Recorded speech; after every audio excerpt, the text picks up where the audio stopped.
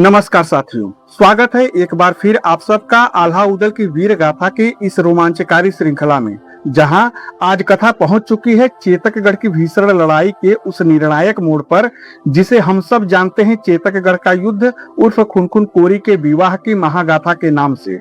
जिसमें पिछले भाग में आपने जाना कि सुभिया जादूगरनी ने अपने अद्भुत जादू से कालिंदी पाल की गुरु प्रदत्त तांत्रिक माला तोड़ दी और माला टूटते ही उसका सारा माया जाल भस्म हो गया। वीर उदल अपने घोड़े सहित फिर से असली रूप में आ गए। खुनखुन कोरी और मदन गड़रिया भी बकरों के रूप से मुक्त हो गए। फिर राजकुमारी रचना और खुनखुन कोरी का भावुक मिलन हुआ और अब चेतकगढ़ के भीतर वीरता का असली निर्णय होने वाला था। तो आइए साथियों, अब कथा को आगे बढ़ाते हैं। जैसे ही कालिंदी पाल और उदल आमने सामने हुए तो कालिंदी पाल ने दहाड़ कर सैनिकों को आदेश दिया कि पकड़ लो इसे, यह बचकर वापस न जाने पाए। वैसे ही चेतकगढ़ की प्राचीर पर खड़े सैनिकों की एक भारी टुकड़ी भेड़ियों की तरह वीर उदल पर टूट पड़ी। किसी ने भाला साधा, किसी ने तलवार उठाई तो किसी ने ढाल आगे कर घेराबंदी करने की कोशिश की। कुछ सैनिक ऊपर मीनारों से उदल पर तीर बरसाने लगे तो कुछ नीचे से सीढ़ियां चढ़कर उन्हें चारों ओर से घेरने का प्रयास करने लगे। क्षण भर में प्राचीर का वह हिस्सा लोहे, धुएं, रक्त और चीखों का भयंकर रणक्षेत्र बन चुका था। जिसे वे अकेला समझ रहे थे वह कोई साधारण योद्धा नहीं था, वह था महोबा का सिंह वीर उदल। उदल ने एक क्षण के लिए अपने चारों ओर देखा तो उसे चारों तरफ दुश्मन ही दुश्मन दिखाई दे रहे थे। ऊपर से तीर, सामने भाला, पीछे नुकीले पत्थर, नीचे गहरी खाई, पर उदल के चेहरे पर भय का नाम तक नहीं था। तब उदल ने अपनी तलवार की मुठ और जोर से कस ली। उसकी आंखों में अब बिजली सी चमक उभर आई थी और अगले ही पल उसने ऐसी गर्जना की कि किले की प्राचीर हिल उठी। फिर उदल बिजली की रेखा की तरह सैनिकों के बीच घुस पड़ा। पहली ही चोट में सामने वाले सैनिक के ढाल के दो टुकड़े हो गए और दूसरी चोट में तलवार समेत हाथ कंधे से अलग हो गया और तीसरी बार में उसने घूमकर ऐसा वार किया कि पीछे खड़े दो सैनिक एक साथ धरती पर लुढ़क गए। उदल की तलवार अब तलवार नहीं, मौत का चक्र बन चुकी थी। जहां घूमती वहां रक्त की रेखा खींच जाती, जहां गिरती वहां शव बिछ जाता। उदल का वीर घोड़ा भी अब केवल सवारी नहीं रहा, वह भी अपने स्वामी की तरह कहर बन चुका था। वह भी पिछले पैरों पर उठकर आगे के खुरों से सैनिकों के चेहरे तोड़ देता तो कभी गर्दन मोड़कर दांतों से किसी की भुजा दबोच लेता और कभी जोरदार हिनहिनाहट के साथ भीड़ को चीर देता। प्राचीर की संकरी राह पर घोड़ा और उदल मानो एक साथ चलती हुई मृत्यु बन गए थे। सैनिकों को समझ ही नहीं आ रहा था कि तलवार से बचे या घोड़े के खुरों से। उधर कालिंदी पाल, जिसका जादू अब समाप्त हो चुका था, वह क्षण भर को पीछे हट गया। उसके चेहरे पर क्रोध तो था ही, पर उसके भीतर अब पहली बार एक अनजाना भय भी जाग उठा था। वह देख रहा था कि जिस उदल को वह अभी कुछ समय पहले ही बंदर बना चुका था, वही उदल अब उसके सैनिकों को किसी साग और मूली की तरह काट रहा था।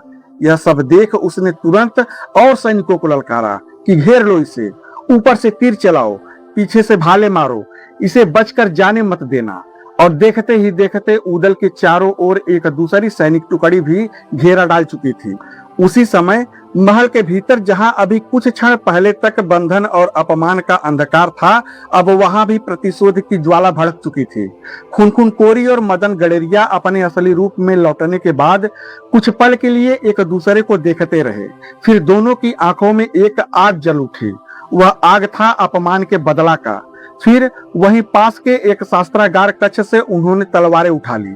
फिर खुनखुन कोरी ने तलवार की धार पर अंगूठा फेरा और बोला, मदन भाई, वह अपमान जो हमें बकरा बनकर सहना पड़ा था, अब उसी अपमान का उत्तर इस तलवार से दिया जाएगा। तब मदन गड़रिया ने भी दांत भींच कर कहा, आज चेतकगढ़ को पता चल जाएगा कि मदन गड़रिया और खुनखुन कोरी कैद होकर भी मरे नहीं और मुक्त होकर डरे भी नहीं। दोनों ने तलवारें म्यान से पूरी निकाल ली और महल के बाहर रणभूमि की ओर बिजली की गति से बढ़ चले। इधर जब राजकुमारी रचना ने खुनखुन कोरी को तलवार उठाते देखा तो उसका हृदय कांप उठा। वह तुरंत आगे बढ़ी और खुनखुन के सामने आकर बोली, रुको, अभी अभी तो तुम दोनों मृत्यु के मुख से लौटे हो, फिर से युद्ध में कूदना आवश्यक है क्या? उसकी आंखों में चिंता थी, प्रेम था और एक बार फिर उन्हें खो देने का भय भी था। राजकुमारी की आवाज पर खुनखुन कोरी क्षण भर को ठिठक गया और रचना की ओर देखा। अब उसकी आंखों में भी मधुरता थी, पर उस मधुरता के पीछे वीरता की कठोर ज्वाला भी थी।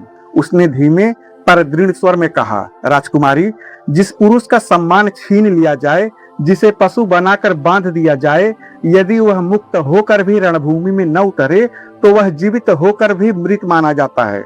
राजकुमारी, आज यह युद्ध सिर्फ प्राणों का नहीं, सम्मान का भी है। खुनखुन की ये बातें सुनकर रचना की आंखें भर आई। उसने कांपते स्वर में कहा, वीर, अगर जाना चाहते हो तो जाओ, पर एक वचन दे दो कि विजयी होकर वापस जरूर लौटोगे। खुनखुन कोरी ने क्षण भर को उसकी ओर देखा और बोला कि यदि भाग्य ने साथ दिया तो मैं अवश्य लौटूंगा, और यदि वीर गति मिली तो होठों पर तुम्हारा ही नाम होगा। यह सुनकर रचना की पलकें भीग गई, पर तभी मदन गडेरिया ने हल्की मुस्कान से कहा, राजकुमारी, चिंता मत कीजिए। जब तक मदन गडेरिया जीवित है तब तक खुनखुन कोरी को कोई आंच नहीं आने दूंगा। और फिर दोनों वीर महल के भीतर से निकलकर युद्ध की ओर दौड़ पड़े। परंतु जैसे ही खुनखुन कोरी और मदन गडेरिया महल के भीतरी आंगन में पहुंचे, वहां तैनात चेतकगढ़ के सैनिक उन्हें देखकर स्तब्ध रह गए। वे चिल्लाए, अरे ये तो वही बकरे थे, ये फिर से मनुष्य कैसे बन गए? लगता है जादू टूट गया।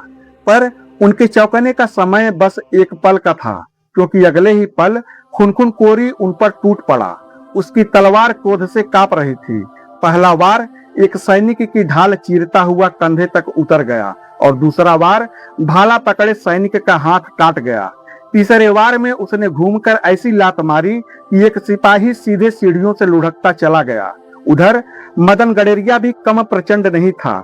उसने एक सैनिक का भाला छीनकर उसी के सीने में उतार दिया, फिर तलवार घुमाकर दूसरे का बख्तर बंद चकनाचूर कर दिया और तीसरे को ढाल से ऐसा धक्का दिया कि वह दीवार से जा टकराया और वही ढेर हो गया। महल का आंगन अब रणभूमि बन चुका था।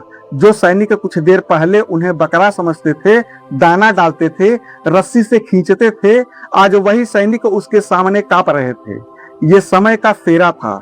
खुनखुन कोरी दहाड़ते हुए चेतकगढ़ के सैनिकों से बोला, आज पहचान लो कि हम पशु नहीं, वीर हैं।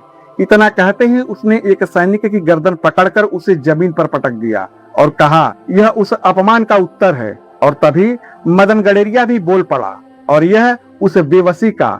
फिर दोनों ने एक साथ तलवारें घुमाई और चारों ओर चीखों की गूंज फैल गई। उधर किले की प्राचीर के नीचे कन्नौज की सेना के बीच सुभिया जादूगरनी सब कुछ देख रही थी। उसने देखा कि उदल अकेले प्राचीर पर घिरे हैं और कालिंदी पाल अभी भी जीवित है। सैनिकों की नई टुकड़ियां लगातार उदल के पास पहुंच रही हैं, और यदि जल्द से जल्द कुछ न किया गया तो भीतर की लड़ाई लंबी होती जाएगी। तब सुभिया ने अपने हाथ के दंड को उठाया, आंखें बंद की और एक तीव्र रक्षा मंत्र पढ़ा। मंत्र समाप्त होते ही उसके दंड से एक चमकती हुई स्वर्णिम रेखा निकली, जो हवा चीरती हुई उदल की प्राचीर तक पहुंची, और वह रेखा उदल के चारों ओर क्षण भर के लिए एक सूक्ष्म कवच बन गई, जिससे ऊपर से आए तीर थोड़े हटकर गिरने लगे। भाले सीधी देह में घुसने के बजाय ढाल या कवच पर फिसलने लगे। तब सुभिया बोली, स्वामी, मैंने आपका जादुई कवच नहीं, क्षणिक रक्षा व्यूह रचा है। अब समय रहते या तो कालिंदी पाल का सिर काट लो या फिर किले का मुख्य द्वार खोलो। सुभिया की आवाज की तरंग जैसे ही उदल को मिली तो उदल ने नीचे देखकर तलवार उठाई और कहा, सुभिया, अब चेतकगढ़ भयंकर विनाश देखेगा। फिर क्या था? जो उदल अब तक सैनिकों को काटते हुए अपने चारों ओर रास्ता बना रहे थे, अब उनकी दृष्टि सीधे कालिंदी पाल पर जाकर टिक गई। अब वे समझ चुके थे कि जब तक कालिंदी पाल जीवित है, सैनिकों का मनोबल बना रहेगा। फिर उन्होंने सैनिकों से लड़ते हुए अचानक कूदकर एक सैनिक की ढाल पर पैर रखा और ऊंची छलांग लगा दी। वो हवा में घूमते हुए दो सैनिकों के सिरों के ऊपर से निकले और सीधे कालिंदी पाल की ओर बढ़ गए। कालिंदी पाल ने जब देखा कि उदल करीब आ गया है तो उसने भी अपनी तलवार उठा ली। यद्यपि अब उसके पास जादू नहीं था, केवल लोहे की धार थी। उसने दांत भींच कर कहा, आजा उदल, अब देख ले कि चेतकगढ़ का राजकुमार तलवार भी चलाना जानता है।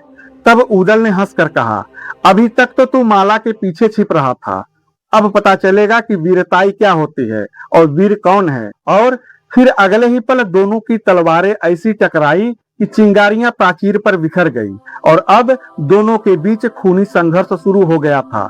उधर महल के भीतर खुनखुन कोरी और मदन गडरिया भी एक एक आंगन साफ करते हुए मुख्य प्राचीर की ओर बढ़ रहे थे। उनके पीछे गिरे हुए घायल सैनिकों के कराह और कुछ सैनिकों के शव थे। आगे अब भी प्रतिरोध था, पर अब उनके मन में कोई भय नहीं था। खुनखुन कोरी ने एक सैनिक को काटते हुए कहा, मदन ऊपर प्राचीर की ओर चलो, वहां उदल अकेले लड़ रहे हैं। मदन ने भी एक सैनिक को ढाल से पटकते हुए कहा, हाँ भाई, अब ऋण चुकाने का समय है। और दोनों अपनी तलवार का करतब दिखाते हुए सीढ़ियों की ओर बढ़ चले। उधर किले के बाहर मुख्य मोर्चे पर आल्हा अपने विशाल हाथी पर सवार पूरे युद्ध को देख रहे थे। उन्होंने देखा कि किले की कई तोपें पहले ही उड़ चुकी हैं। प्राचीर पर अफरा तफरी है, जादू समाप्त हो चुका है। उदल पहले ही भीतर प्रवेश कर चुका है और अब किले के भीतर भीषण संघर्ष जारी है। आल्हा की आंखों में अब अग्नि दहक उठी। उन्होंने अपना भाला उठाकर ऐसी गर्जना की कि कन्नौज की सेना में बिजली दौड़ गई।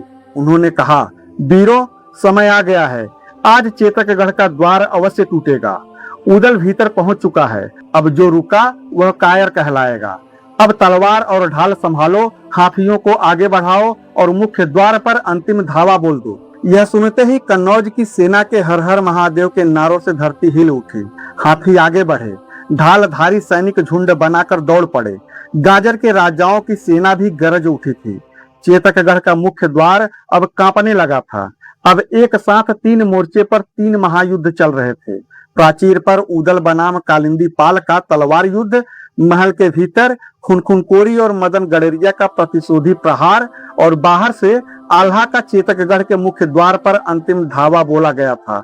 किले की प्राचीर पर महावीर उदल, जिसके हाथ में चमकती तलवार, आंखों में अग्नि और हृदय में अपमान का बदला था, तो दूसरी ओर क्रोध से जलता हुआ राजकुमार कालिंदी पाल, जिसकी जादुई माला टूट चुकी थी, माया भस्म हो चुकी थी, पर अहंकार अभी भी जीवित था। उसने दांत पीसते हुए कहा, उदल, अब तक तू मेरी माया से बचता रहा, पर अब चेतकगढ़ की प्राचीर पर तेरा अंत निश्चित है। फिर उदल ने तलवार आकाश की ओर उठाई और गरज कर कहा, कालिंदी पाल, जैसे तेरा जादू नहीं बचा, वैसे ही अब तेरा घमंड भी नहीं बचेगा। आज फैसला होगा कि धरती वीरों की है या कपटियों की। इतना सुनते ही दोनों सिंहों की भांति एक दूसरे पर टूट पड़े। प्राचीर पर उदल और कालिंदी पाल की तलवारें टकराई और ऐसी टकराई कि चिंगारियां प्राचीर की पथरीली दीवारों से टकराकर आकाश में अग्नि रेखाएं खींचने लगी। पहला बार उदल ने ढाल पर रोका, दूसरा बार कालिंदी पाल ने घूमकर उदल की कमर की ओर साधा, पर उदल पीछे हटकर बच गया। फिर उदल ने बिजली की गति से पलटवार किया, ऐसा वार कि कालिंदी पाल की ढाल बीच से चटक गई। यह देख किले के सैनिक हक्के बक्के रह गए। जिस राजकुमार के नाम से सारे योद्धा कांपते थे, उदल के सामने हर कदम पर दबता दिखाई दे रहा था। पर कालिंदी पाल भी साधारण योद्धा नहीं था। वह दहाड़ा, एक बार फिर घूमा और अपनी भारी तलवार को ऊपर से नीचे ऐसी तीव्र गति से लाया कि अगर वह वार किसी को लगता तो शरीर 2 भागों में बट जाता। परंतु उसके सामने उदल था। उदल ने फुर्ती से बाईं ओर छलांग लगाई और कालिंदी पाल का तलवार पत्थर पर जा लगी, जिससे प्राचीर का किनारा टूटकर नीचे जा गिरा। नीचे रणभूमि में खड़े सैनिकों ने यह दृश्य देखा तो वहां एक साथ जयकारा गूंज उठा, जय महावीर उदल की। इसी बीच महल के भीतर खुनखुन कोरी और मदन गडरिया अपने असली रूप में लौटने के बाद अब एक क्षण भी रुकने वाले नहीं थे। खुनखुन ने तलवार म्यान से निकाली। उसकी आंखों में केवल एक ही ज्वाला थी, अपमान का बदला। मदन गडरिया ने कहा, भैया, बहुत दिन बकरा बनकर अपमान सहा है। अब चेतकगढ़ को बताना होगा कि गडरिया और कोरी जब रण में उतरते हैं तो पहाड़ भी कांपते हैं। दोनों ने किले की प्राचीर की ओर जाने वाली ऊंची पथरीली सीढ़ियां पकड़ ली थी। सीढ़ियों पर तैनात सैनिकों ने उन्हें रोकना चाहा, पर अब देर हो चुकी थी। खुनखुन कोरी पहले ही वार में एक सैनिक का भाला काटता हुआ उसका सिर धड़ से अलग कर देता है। मदन गडरिया ढाल से दूसरे सैनिक को धक्का देकर सीढ़ियों से नीचे लुढ़का देता है। फिर दोनों साथ साथ गरजते हुए बोले, रास्ता छोड़ दो। वीर कोरी और गडरिया रणभूमि में उतर रहे हैं और फिर सीढ़ियां रक्त से लाल होने लगी। जहां जहां वे कदम रखते वहां वहां चेतकगढ़ के सैनिक धराशायी होते जाते। उधर किले के बाहर जैसे ही तोपों की गर्जना कुछ देर तक थमी, तभी राजा हरिपाल ने तुरंत अपने तीरंदाजों को आदेश दे दिया कि तुरंत प्राचीरों से तीरों की वर्षा शुरू करो, दुश्मन को द्वार तक पहुंचने मत देना। बस फिर क्या था, क्षण भर में किले की प्राचीरों, बुर्जों और प्राचीरों के पीछे छिपे सैकड़ों तीरंदाजों ने अपने अपने धनुष तान लिए और अगले ही पल सनसन सनसन करती हुई तीरों का ऐसा झुंड आकाश की ओर उठा कि मानो काली घटाएं उमड़ आई हो।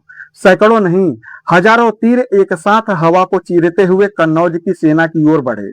जो किसी सैनिक की ढाल में धंसते तो किसी के कंधे को चीर देते, किसी के घोड़े को घायल करते और किसी किसी के सिर के ऊपर से सीटी बजाते हुए निकल जाते। क्षण भर को पूरा आकाश तीरों से ढक गया, मानो सूर्य स्वयं रणभूमि की धूल और तीरों के पीछे छिप गया हो।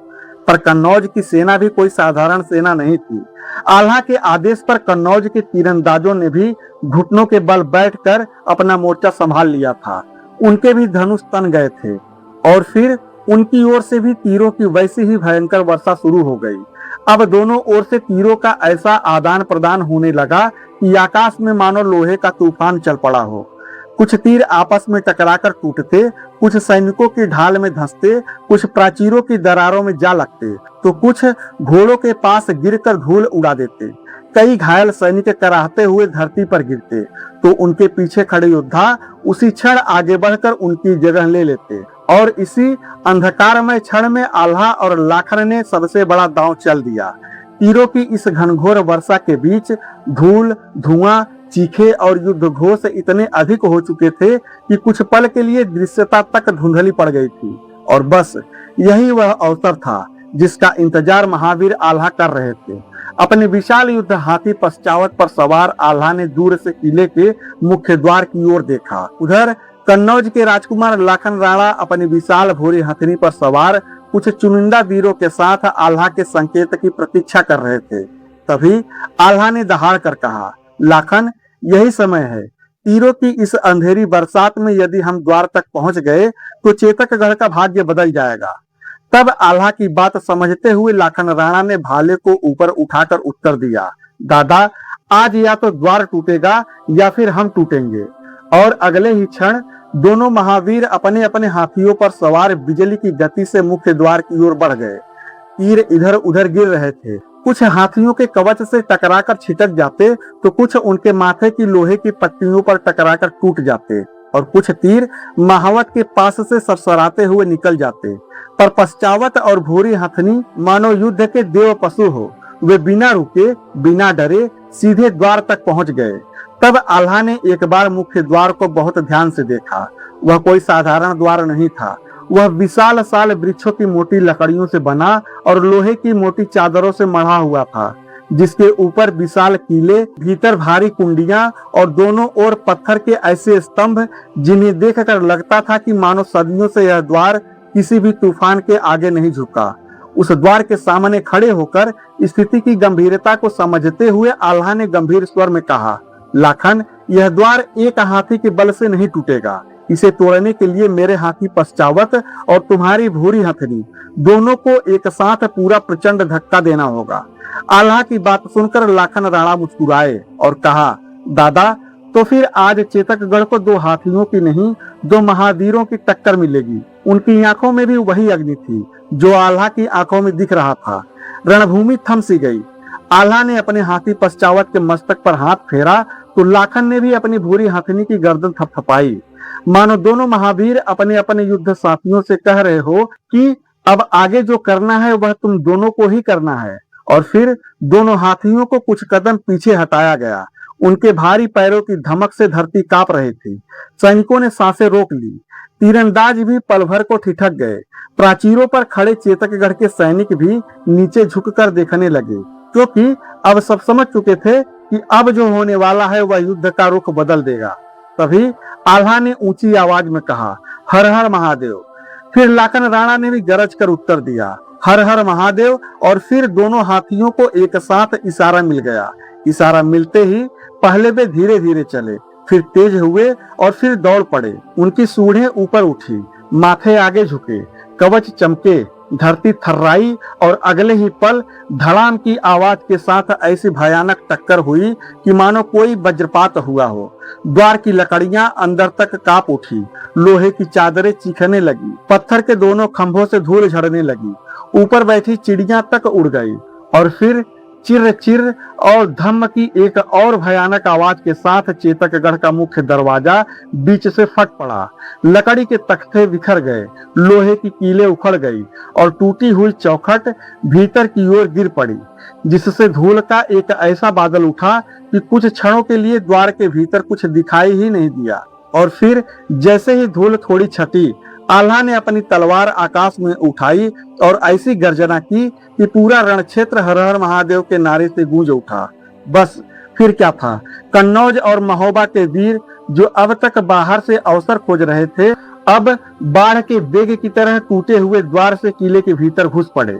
घोड़ों की टापे, हाथियों की चिघाड़, तलवारों की चमक, भालों की नोक, ढालों की टक्कर और सैनिकों का उफनता हुआ सैलाब। कोई भाला ताने दौड़ रहा था तो कोई तलवार सिर के ऊपर घुमाते हुए, कोई जय महोबा चिल्लाते हुए तो कोई मारो काटो की हुंकार भरते हुए किले में प्रवेश करने लगे। अब किले की सुरक्षा और मुख्य द्वार टूट चुका था। क्षण भर में चेतकगढ़ का आंगन, जो कुछ देर पहले तक सुरक्षित किले का हिस्सा था, अब मृत्यु के अखाड़े में बदल चुका था। किले के अंदर चेतकगढ़ के सैनिक भी राजकुमारी मेहंदीपाल के साथ दुश्मनों के स्वागत में नंगी तलवारें लिए पहले से तैयार खड़े थे, क्योंकि चेतकगढ़ वाले भी कायर नहीं थे। मुख्य द्वार के भीतर राजा हरिपाल के आदेश से मेहंदीपाल पहले से ही सैनिकों के साथ भारी ढालों, नंगी तलवारों, भालों और गदाओं से लैस सैनिक पंक्तिबद्ध खड़े थे। जैसे ही कन्नौज के सैनिक भीतर घुसे, उन्होंने भी भीषण गर्जना की और फिर दोनों सेनाएं भूखे बाघों की तरह एक दूसरे पर टूट पड़ी। अब किले के भीतर रक्त रंजिश नरसंहार शुरू हो गया था। पहला टकराव इतना भीषण था कि कई सैनिक सिर्फ ढालों और शरीरों की टक्कर से ही धरती पर गिर पड़े। किसी ने भाला चलाया तो सामने वाले ने उस वार को ढाल पर रोक लिया। किसी ने घोड़े पर बैठे बैठे ऊपर से वार किया तो नीचे वाले सैनिक ने घोड़े के पैर पर भाला दे मारा, जिससे घोड़ा उछला, सवार गिरा और अगले ही पल कई तलवारें उस पर टूट पड़ी। किसी हाथी ने अपने दांतों से सैनिकों की पंक्ति चीर दी तो किसी घायल घोड़े ने हिनहिनाते हुए अपने सवार समेत लोगों को रौंद डाला। ढालें टकराई, तलवारें चली, भाले घुसे और घायल सैनिकों की चीखें, हाय मां बचाओ, हर हर महादेव, जय चेतकगढ़, सब एक साथ मिलकर ऐसी ध्वनि बना रहे थे कि पूरा किला मानो प्रलय की ध्वनि सुन रहा हो। आल्हा और लाखन राणा भी किले के भीतर काल बनकर टूट पड़े थे। मुख्य द्वार टूटते ही आल्हा स्वयं अपने हाथी पश्चावत से आगे बढ़े। उनकी तलवार मानो सिर्फ लोहा नहीं बल्कि यमदंड बन चुकी थी।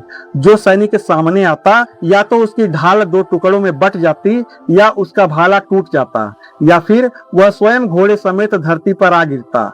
उधर लाखन राणा भी अपनी भूरी हथनी पर सवार तीरों से ऐसा प्रहार कर रहे थे कि चेतकगढ़ के सैनिक उन्हें देखकर पीछे हटने लगे। लाखन ने कई भारी भालेधारियों को अपना शिकार बनाया और किसी को ढाल सहित उठाकर फेंक दिया। किसी का भाला काटा तो किसी के कंधे पर ऐसा वार किया कि वह वहीं लुढ़क गया। कन्नौज के सैनिक अपने सेनापतियों को इस रूप में देखकर और भी प्रचंड हो उठे थे। इसी बीच ऊपर प्राचीर पर उदल अभी भी चेतकगढ़ के सैनिकों से घिरा हुआ था, लेकिन अब उसके भीतर और भी अधिक ज्वाला भड़क चुकी थी, क्योंकि नीचे से उसे हर हर महादेव के नारे सुनाई दे रहे थे। वह समझ चुका था कि मुख्य द्वार टूट चुका है, कन्नौज की सेना भीतर घुस आई है। यह सोचते ही उदल ने एक लंबी गर्जना की कि अब नहीं बचोगे, और फिर उसने तलवार का ऐसा चक्र चलाया कि एक साथ दो सैनिकों की ढालें फट गई, तीसरे का भुजा कटकर नीचे जा गिरा और चौथा भय से पीछे हट गया। प्राचीर पर अब पत्थरों से अधिक रक्त बह रहा था। पूरा किला मारो काटो की आवाज से गूंज उठा था। अब चेतकगढ़ का हर कोना युद्ध की आग में जल रहा था। कहीं सीढ़ियों पर लड़ाई, कहीं आंगन में घुड़सवारों की भिड़ंत, तो कहीं हाथियों की धक्का मुक्की, तो कहीं तीरंदाज अंतिम तीर चला रहे थे, तो कहीं घायल सैनिक दीवार से टिककर आखिरी सांस ले रहे थे। और इस सब के बीच पूरा किला एक ही ध्वनि में गूंज उठा था। वह था, मारो काटो और हर हर महादेव के। तलवारों की टंकार पत्थर की दीवारों से टकराकर कई गुना ज्यादा आवाज करती। हाथियों की चीखाड़ महल की मीनारों से गूंज रही थी। घोड़ों की टाप आंगन के पत्थरों को भी कपा देती और देखते ही देखते चेतकगढ़ का किला एक भयंकर रक्त स्नान में बदल चुका था। साथियों, क्या होगा इस युद्ध का परिणाम? क्या जीत मिलेगी कन्नौज की सेना को या चेतकगढ़ फिर से कोई नया जाल रचेगा? क्या खुनखुन कोरी का विवाह राजकुमारी रचना से हो पाएगा? ऐसे ही तमाम सवालों के जवाब जानने के लिए हमारे साथ बने रहें। हमारे चैनल हिंदीवादी ज्ञान को सब्सक्राइब करें, वीडियो को लाइक और ज्यादा से ज्यादा शेयर करें। पीछे की कहानी जानने के लिए प्लेलिस्ट अवश्य देखें। फिर मिलता हूं आपसे कहानी के अगले भाग में। तब तक के लिए धन्यवाद। जय हिंद।